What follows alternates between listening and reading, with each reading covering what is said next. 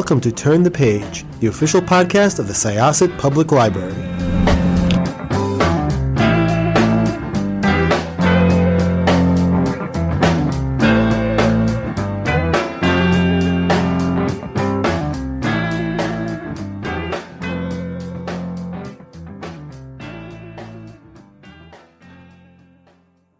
Hi, this is Jessica with Syosset Library's Turn the Page podcast, and I have a really exciting guest today. Yeah, hi, I'm Sarah Gailey, author of Magic for Liars and Upright Women Wanted. Which are both really, really awesome books. And you have a middle grade book as well. Not middle grade, man, it's like YA, right? Yes, yeah. My young adult debut came out this year, When We Were Magic, from Simon Pulse. So your books came on my radar. I was wandering New York Comic Con last October, which who knows when that's going to happen again. Oh my goodness. And I heard one of the people at the booth pitching Upright Women Wanted, and I heard librarians fighting against oppression in a Wild West setting, and I was like sold. And they're like, oh, did you know they also wrote this book, Magic for Liars? And I'm like, double sold. So that's how I came about reading both of your books back to back. Was Magic for Liars your debut? Yes, Magic for Liars was my adult novel debut. Prior to that, I did have a couple of novellas come out from Tor.com. The American Hippo series is a pulp western series that takes place in an alternate history of America, in which we passed a bill that was an actual bill that almost got passed in the U.S. to import hippos to be raised for meat as livestock. Wow. So when was that bill almost passed? That was, oh gosh, let me not mix up my alternate history timeline with the real Actual timeline. History timeline. Yeah, that was in the early 1900s, in the early 20th century. Basically, we had this problem with invasive water hyacinth invading our waterways, which I believe was introduced just after the World's Fair into the U.S. Waterways. And it's an extremely invasive plant. It is almost impossible to eradicate without using chemical means. It grows super fast. It propagates underwater, so you can't just like mow it down. And this guy came up with this idea to import hippos, with the idea that the hippos would eat the water hyacinth, and that would also solve the meat shortage that we were experiencing in the U.S. Because he was like, well, great, the hippos will eat the water hyacinth, and then we'll eat the hippos, and everybody wins. Unfortunately, he didn't take into account the fact that hippos are one of the most violent animals on land. They are murderous, and I'm sorry, can I swear on this podcast, or should I not? PG-13 is good. Okay, all right. I won't use the word that I usually use for them. They're incredibly murderous and violent. They kill just because they can, and they kill humans like a lot, all the time. He did not take this into account. He kind of thought that an American can-do-itiveness would take care of the problem, and that bill went to a vote, and it only failed to pass by one vote. Oh, so basically we were just one vote away from all being murdered by hippos. Exactly. I mean, they're extremely invasive megafauna. There's actually hippos this is in the news all the time these days, that there are hippos in Colombia because the DEA went down and busted up Pablo Escobar's compounds, which included zoos, and there were like 4 to 6 hippos that got just released into the wild, and the DEA was like, it's fine, they'll probably die because this isn't their native habitat. And instead they were like, no, we're hippos, nothing can kill us. And so they've been breeding, and they're taking over the waterways and destroying the biomes and causing all kinds of trouble. And they're adorable. I mean, who would have thought? It's a huge problem because they've got those little round ears, and I feel like our monkey brains see that and go like, wow, that's a teddy bear. And the hippo looks at us and goes, oh, I can kill you with a thought. I mean, they can run faster underwater than humans can on land. Like, they're not to be trifled with. And so in the American Hippo novellas, I imagine that bill did pass. I bumped it back by about 50 years so that I could make this, about cowboys. and not have to deal with industry and stuff. And I imagine that this did happen, that the inevitable outcome occurred involving, you know, a U.S. boom and bust economy cycle, which involved like poor infrastructural planning. And the hippos got out, invaded the waterways, and now there's feral hippos in the Mississippi River. That sounds incredible, and now I need to go back and read them. Are they available on your website or tour.com? You can buy them anywhere books are sold. If you go to my website, sarahgailey.com, you can find links to where you can buy all of my books. I highly recommend your listeners getting them from their local library or from their local independent bookstore. And if it's difficult for listeners to get to those resources, you can also go to bookshop.org, which is a website that you can buy books from, and the funds and proceeds go to support independent booksellers nationwide. Bookshop.org is amazing. It really is. So so you went from the Hippo pulp Western to now how did you make the transition to Magic for Liars, or was Upright Women Wanted sort of in the back of your mind and you were like, I'm going to get to that later? Not at all. I went right to Magic for Liars. The way that happened is actually to do with how weird my publishing trajectory has been. I wrote the first of the American Hippo novellas, which is called River of Teeth, and it was the longest that's thing. Such a great title. So I'm like, ooh. Thank you. And I wrote it. It was the longest thing I'd ever written. I kind of did it just to see if I could. And I didn't really have any idea that I was going to have a career in publishing at any point.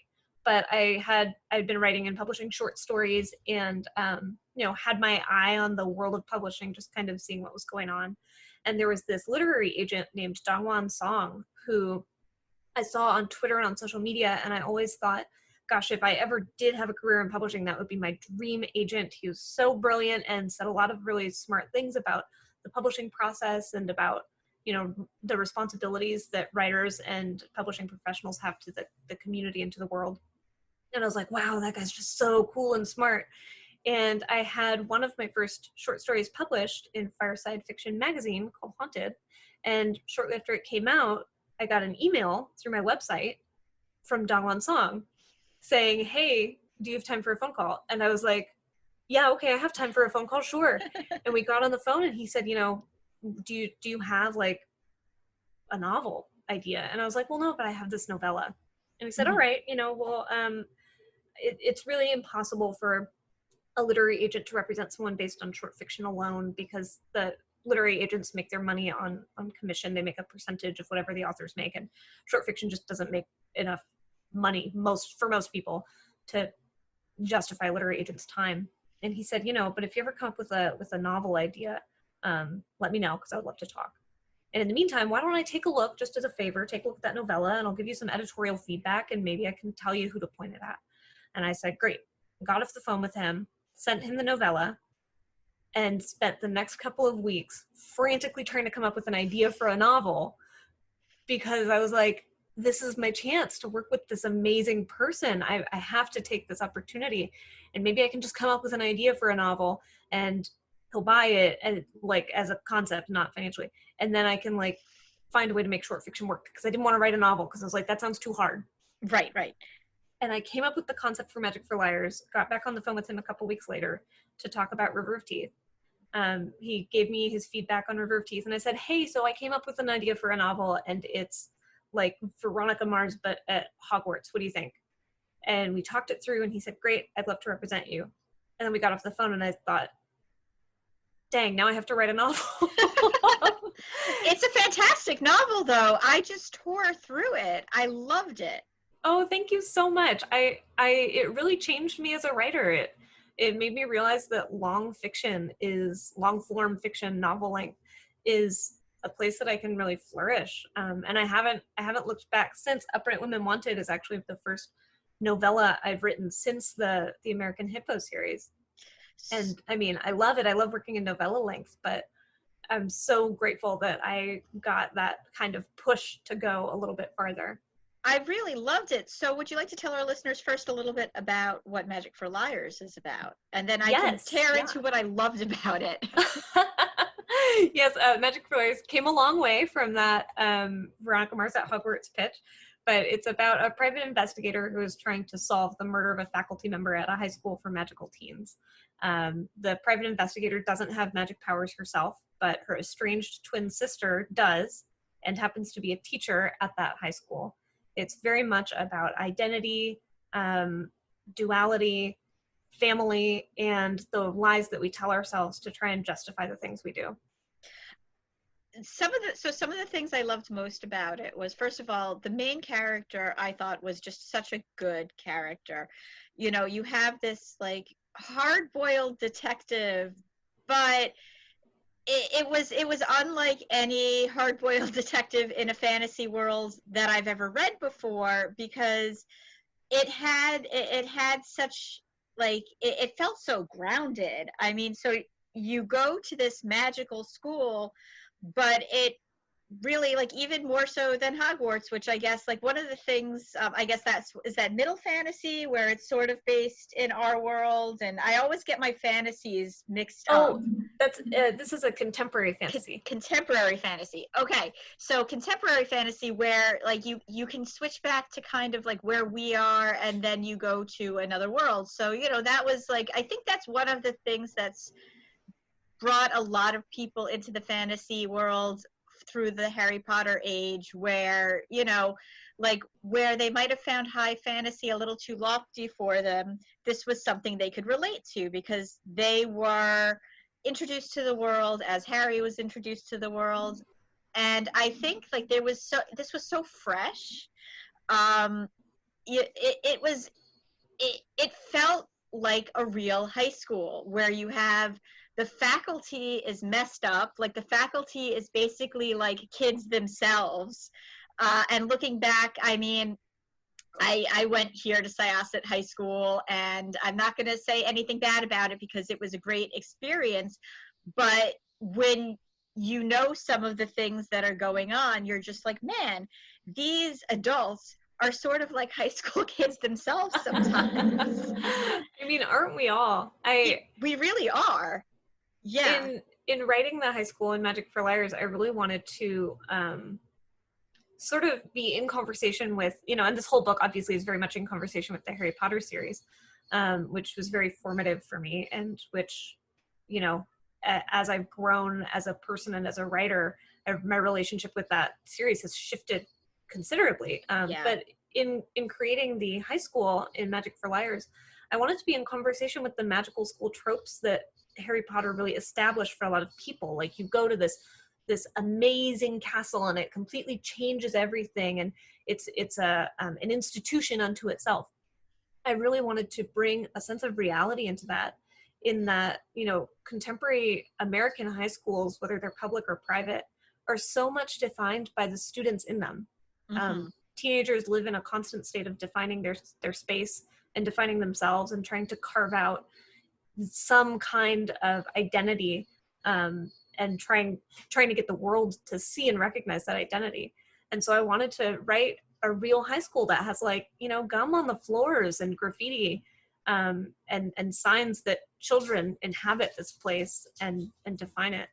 And when I wrote it, I was married to a high school teacher, and I got to really see kind of that faculty side that you were talking about. Yeah.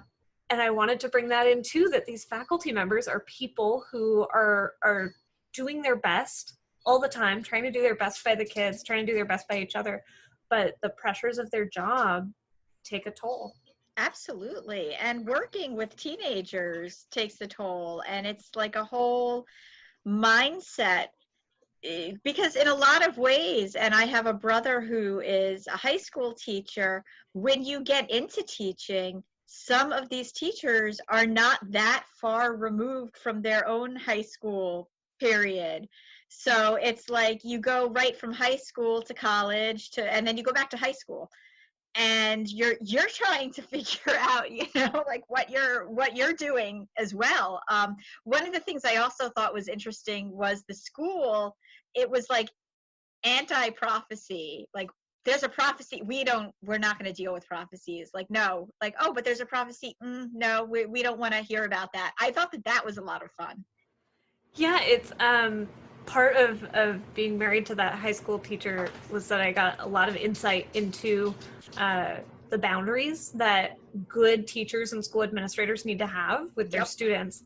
I think, you know, from the student side, you kind of get this sense of either like nice teachers or mean teachers, and teachers who feel like your friends, and teachers who feel like your friends in ways that you realize as an adult are not appropriate. Yeah. I know that I am not alone in having had a lot of high school teachers who did not have appropriate boundaries, either on accident or on purpose. Hmm. And so I wanted to really reinforce this idea that, like, no, a school, like the faculty and administrators and teachers at the school shouldn't be directly invested in your personal prophecy.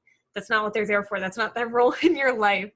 And at the same time, you know, the characters in this book are highly flawed, and the lack of support that some of the administrators showed as students who are struggling is not intended to always be endorsed. It's in many ways a picture of the way that we neglect students as a result of becoming tired and jaded from years and years of working with them.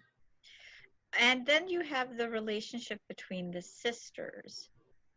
And that was so beautifully layered. You have Ivy, she has like, I mean, I don't know how you would, like, how would you describe it? Like, so she's non-magical and Tabitha is magical, and they're twin sisters. Right. That's got to sting just a bit. Yeah. I mean, and you know, again, like, not to keep mentioning like the series that shall not be named, but Harry Potter, like, you kind of got a glimpse at the end that, what's her name, that Petunia was always hurt by the fact that she was non-magical and Lily was. So yeah, that. It does have to sting a bit. I mean, I know if it was me, I'd want to have the magical powers. Yeah, I mean, their relationship is so central to the story, and one of the primary themes of that relationship is the bitterness that comes up between siblings who have different skills and different abilities. This sister relationship is not based on my own relationship with my sisters, but one of my older sisters is one of the most academically brilliant people I've ever met in my life. She is like super, super, super, super smart, and that's she's smart in a way that I'm not, right? She's like, she understands organic chemistry. She's like good at calculus. And I wanted to write a little bit about what it's like to see your sibling excelling in ways that you are just not capable of excelling. Right. I definitely heard from that sister when this book came out, and she was like, "Hey, are we okay?"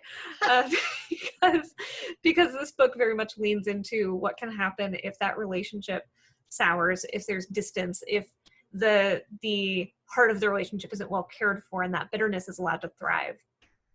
Yeah, and I'm a mother of twins myself, so it's very interesting just, you know, watching two children of the exact same age grow up at the same time and experience the same things, but just digest and, you know, sort of explore them so differently. Yeah, I cannot imagine what that's like from a parent's perspective. That must be incredible. It's certainly something, I'll tell you that much. So Upright Women Wanted. I have to ask, librarians as awesome, badass fighters, I'm loving this.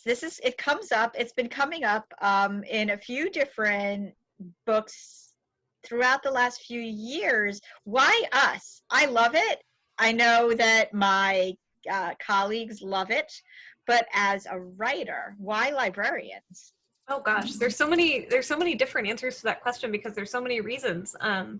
I mean, first and foremost, librarians are huge champions in the reading, writing, and publishing community. I mean, librarians and independent booksellers are what make my entire life possible. And so, of course, I want to celebrate librarians and libraries at every turn.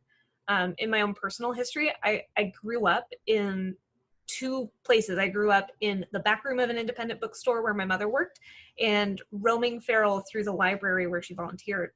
So I have always been like just deeply immersed in libraries. And also one of the most important people in my life is a librarian. One of the people who I live with, who is my dearest friend in the entire world, is a middle school librarian. And I get to see kind of the behind the scenes of how hard she fights for the rights of her students, the needs of her students, access to information, access to data, and data and information literacy. I get to see all of that from behind the scenes and how important librarians are in maintaining free access to information and free access to true information, and in trying to teach people how to process information in a way that is really difficult to maintain, especially in the current climate in the US. And lastly, the librarians in this book are based on real librarians. Oh my gosh, please tell me about that. Okay. Yes. So define librarians in Upright Women Wanted. Okay, so in Upright Women Wanted, I should tell your listeners a little bit about the book. Yes, yes, Upright Women Wanted is a pulp western that takes place in the near future fascist-controlled American Southwest. It is about queer anti-fascist spy librarians on horseback, and the librarians in this world are an order of women who travel from town to town on horseback, delivering approved material, which is any kind of media that the fascist government has approved for consumption by citizens. That is based on, real fascist regimes across the spectrum of control, from American textbook regulations, where one board of educators in Texas decides what textbooks Americans all across the country are going to read based on what values they think the American children should be absorbing about the country, all the way to, your kind of like classical Soviet propaganda machine of saying, okay, well, we're only going to sing songs that glorify the country. So that's based in reality, and the librarians on horseback are based on a real program in America. During the Great Depression in 1939, the Works Progress Administration developed all kinds of programs to give unemployed Americans jobs. Things like, building houses and dams and railroads, and one of those programs was actually designed with the future in mind. It was designed with this idea that poor, isolated people weren't going to be able to get educations that they needed in order to enter a future workforce that was focused less on manual labor and more on like information and more white collar jobs. And so they developed this program to try to educate people who were isolated, especially in rural areas, especially in Appalachian communities, where they put women on horseback with reading materials and sent them around to these isolated people to deliver books. And that program is the very foundation of Upright Women Wanted. In Upright Women Wanted, the U.S. has kind of continued the trajectory that it's currently on of becoming an imperialist fascist state. And when that happens to a nation, resources get centralized to the military, which is happening now. If you look at our national and state and city level budgets, you see a ton of resources going to militarized police forces and not a ton of resources going to things like road repair and schools and, clinics and other much needed services. So in Upright Women Wanted, that's just been continuing the way that it's already going. Most of the resources are going to the military, and as a result, citizens have to live in a way that we lived, in the late 1800s, where we don't have well paved and maintained roads, and we don't have rubber for our tires because that's all going to the military. So people are on horseback.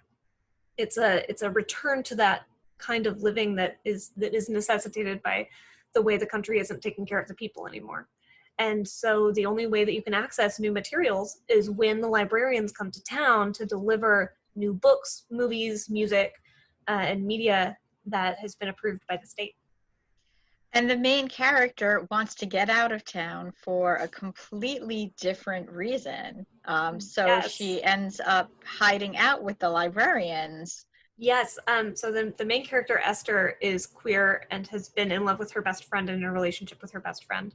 But that best friend is executed for possession of unapproved materials and for deviant behavior, which is also something that has been common in the U.S., especially during darker times and, you know, the rise of the Haze Code. The main character, Esther, sees this and decides to run away from home because she has internalized the idea that that is the fate that waits for people like her, for deviants, for queer people who don't love other people the way that the fascist-controlled state wants them to. She's internalized that idea from the media that she's consumed, which is true for so many queer people in the world and in the US today. For a long time, something called the Haze Code, which I just mentioned, was controlling narratives in American media. And one of the ways that it controlled those narratives is that deviant lifestyles could not be glamorized, which means that if you had a character who was being portrayed in any way as homosexual, the narrative needed to make sure the audience understood that that character was bad and that bad things were going to happen to them because of the life they lived. So, you know, a lot of narratives at the time, if they contained queerness at all, even just queer coding, tragedy waited for the character who was being coded as queer. Mm-hmm. I was just watching, this is like as an aside, I was just watching both the original Aladdin and Lion King with my kids. And like both Jafar and Scar, I'm like, ouch. Yeah. And I knew it as a kid too, but I wasn't really sure how to put it into words until, you know, you read a lot about the queer coded characters in Disney, and it's like, it's there. It's so there. So and there. One thing that I find fascinating about, especially about queer coded characters in Disney, is that a lot of the storytellers and animators behind those stories were themselves queer. Yeah. And the only way that they could put themselves and members of their community on the screen was to make them villains, which is part of why, like, Ursula from The Little Mermaid is one of the greatest villains of all time. She's fascinating and people love her. Mm-hmm. She is so many people's favorite character because she's interesting, she's dynamic, right? These queer-coded characters are drawn in such a way that they're visually fascinating. Children remember them and latch onto them. They don't have that kind of same face that a lot of the protagonists do. But of course, because of the way that media messaging was kind of anchored on the heterosexual nuclear family model at the time, those characters had to be villains and they had to meet a bad end. I'm so sorry to interrupt. I'm trying to remember. I seem to remember reading someplace that Ursula was based on a drag queen. Yes, Divine, the drag queen Divine. Who, John Waters. Yes, yeah. Ursula was famously based on her. And I mean, this serves a purpose, right? It reinforces this idea that queerness is inherently bad. It makes you feel scared and wrong when you realize that you are like Ursula, or like Jafar, or like Scar, right? And Esther, the main character in Upright Women Wanted, like so many people in my own queer community, has internalized these ideas. And so she runs away from home with the idea that she'll join the librarians.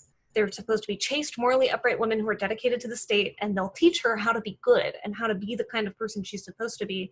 And at the very least, she'll get herself and the tragedy that's destined to befall her away from the people she loves.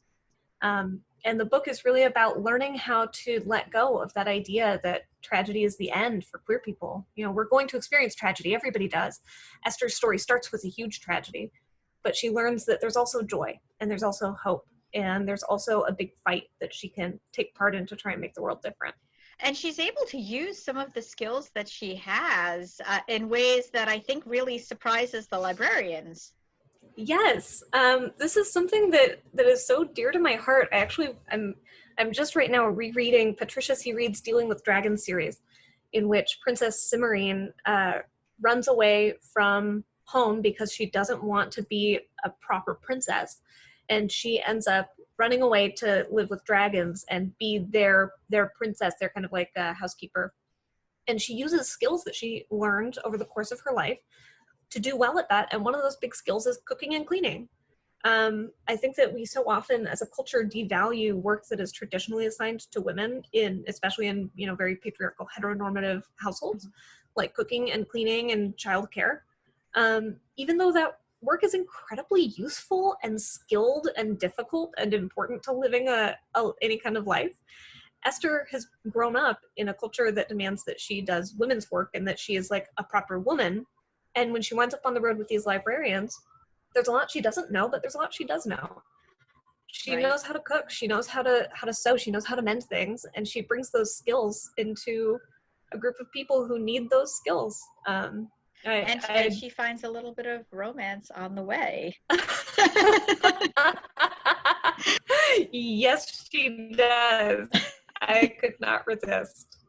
I liked that it was there. It wasn't like central to the story, but it was there and it was nice. And the two characters, there is some love in general, and I don't want to go into everybody because I want the readers to experience it for themselves, but they really needed each other at that time, and it was just so well done. So thank you for that. Thank you. Some people have mentioned that it seems a little abrupt that Esther would find romance so soon after her friend and former lover is killed.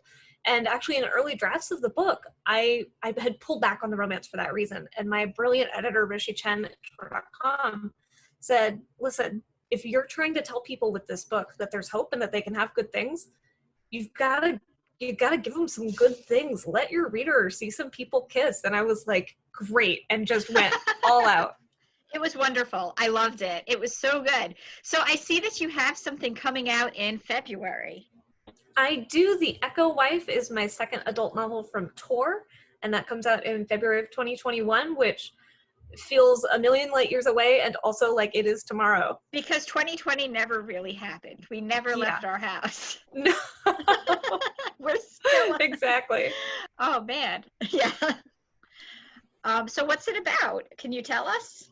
I can. The Echo Wife is the story of Evelyn Caldwell, who is the scientist who invents adult duplicative cloning, which is the kind of science fiction cloning where like I've got one of you and then poof, I've got another one of you in a big test tube.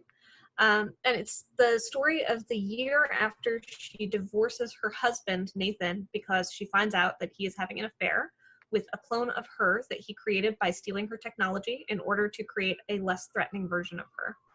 That sounds amazing. I hope that you would be willing to come back and talk to us about that once it comes out. Oh my gosh, of course I would love to. And we are going to have you virtually here on September 24th for a virtual author BYOB, where our listeners can ask you about your books themselves, and you could do a little reading, and we're very excited for that. I am so looking forward to it. All right. Well, thank you so much for everything. Thank you.